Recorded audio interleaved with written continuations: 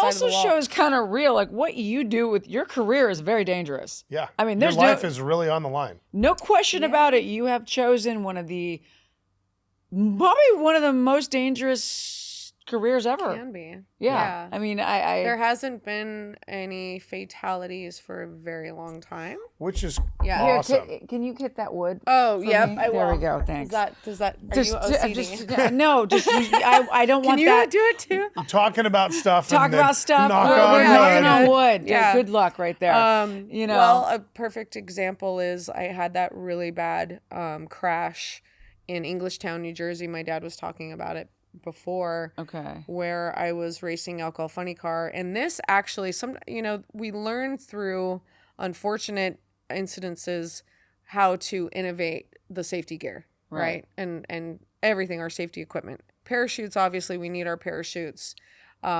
Just because you have to be able to slow these cars down as quickly as they accelerate. Right. So you need all this extra room past the finish line to shut the cars down. You need the parachutes, the brake handles. We have every piece of equipment needs to be operational. It's so important.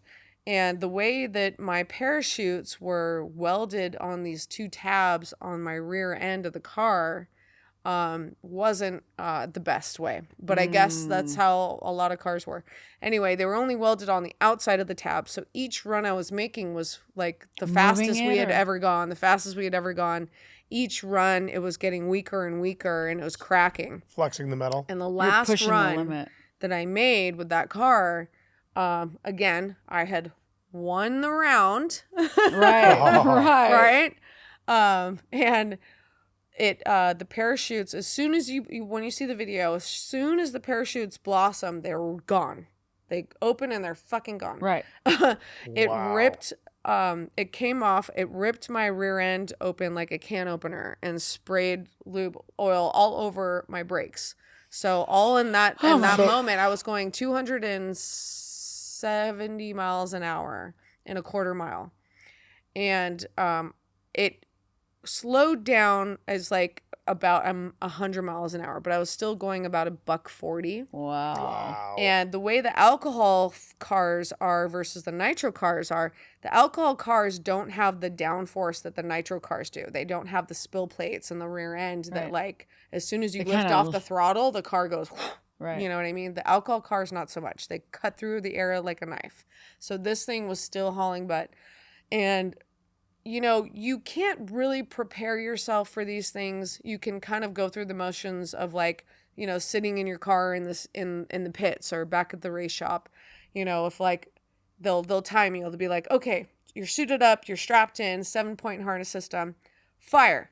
And then you have so long to get out of the car before it starts to eat up your race suit and your fire retardant race. Oh my God, this is just like anyway. So and you kind of go through the different scenarios of like, if this happened, what would you do?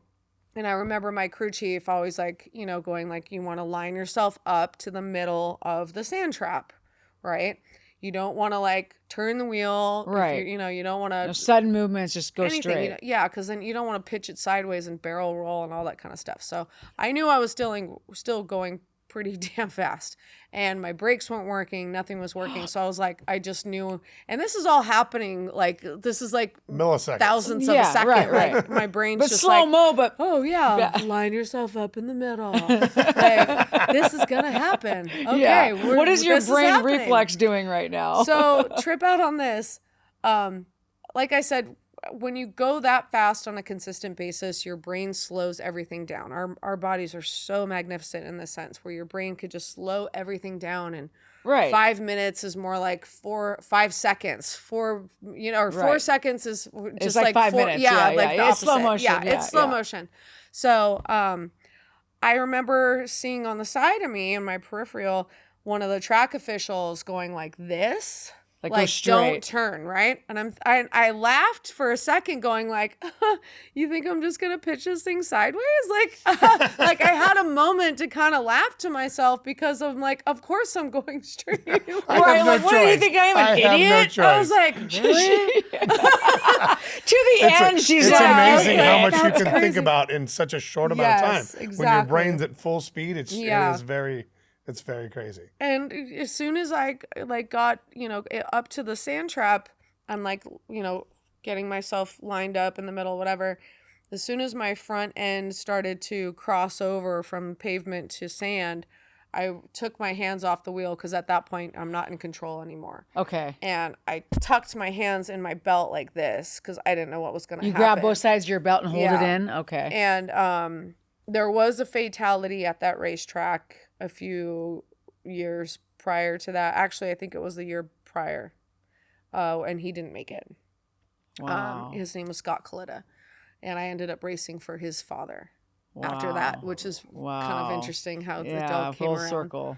As soon as my front tires crossed over, they didn't even touch the sand. I was going so fast, I didn't touch the sand at all. You just hydroplaned over it? Yeah, I went over the sand, Whoa. through both catch nets, and through 4 rows of those giant sand-filled barrels, yellow sand-filled barrels, till I finally stopped because I was going over 100 miles an hour. What's past that? Isn't that just that cement Trees? wall? More barrels of there were so many, and then trees, forest, basically. Yes. Eventually there's forest. Yeah.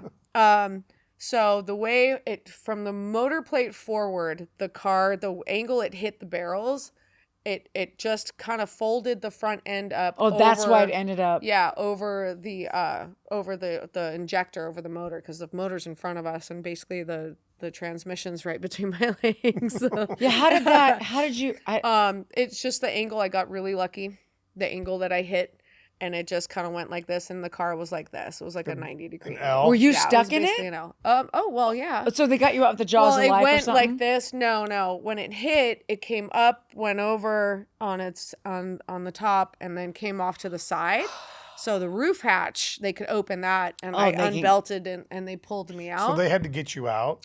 So it's a good thing but they pulled me out. It wasn't like there wasn't a fire or anything. But that's what I'm saying. There's lucky there wasn't a fire. Yeah, so that's amazing. I mean, there was a little bit of smoke, but it wasn't like fire. Like, that's crazy. But yeah, if I had hit at any other angle like this or this, I probably wouldn't be sitting here talking would have to you like right just now. cut you. So I got really lucky. Wow, gosh. The next year, we're back at that racetrack, right? First time racing at that racetrack. I have a new car. I'm 2 pairs back. And a guy by the name of Neil Parker, God rest his soul, went off the end of the track. Same deal. Didn't make it. I'm like, what is going on with that about track? ready to race again? So, yeah. Oh, I wouldn't even race that That was track. my very first race back at it that just took me place. 14 seconds to get down that quarter mile. I had never You gone just down. had this probably overwhelming sense of that could have been me. Well, it's run by the police department there, so when it gets quiet and they're not saying anything and they shut the screens off, it's something bad has Fatality. happened. And then the coroner comes and you're like, okay, great. This is really I bad, gotta get dude. me Like some- I just couldn't So the year after you were there, you were can in cuss on the line show, getting by the ready to race. 2 pairs back, man. And this, God, it was like horrible scenario. It just, puts everything really in perspective. And it's like, what can happen. And driving these cars, at some point, you're going to have That an accident. risk. Something's going to happen. There are all these, there's so many variables, so many things that could go wrong. All these tiny little parts that could cause some giant catastrophe to happen. Daily Logic Check. Thank you for tuning in to this episode of Daily Logic Check. I'm Elizabeth Vargas, your host, with my co-host, Andrew Vargas. If you like what you saw, you like what you see, click like, subscribe, follow us, and support us on Patreon. Peace, love, and happiness. Daily Logic Check.